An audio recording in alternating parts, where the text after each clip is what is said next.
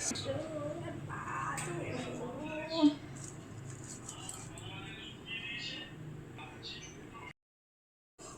মা, এক থালা খাসির মাংস নিয়ে বসে পড়েছো? বাড়ির কি আর কেউ খাবে না? ও মা গো, কারোর জন্য একটু তুলে রাখলো না, সব থালা নিয়ে বসে পড়েছে। কি সর্বনাশ! ওই যে চলে এসেছে। কবে থেকে তো বলেছিলাম খাসির মাংস একটু নিয়ে আসতে, আমার খাওয়ার কি ইচ্ছা হচ্ছে, তখন বলে এত টাকা অত টাকা। আমার মা দিয়ে গেছে, তাই আমি খেতে বসেছি। আমি খাবো, খেয়ে যেটুকু খেতে পারবো না সেটুকু তোমরা ভাগ করে খেও।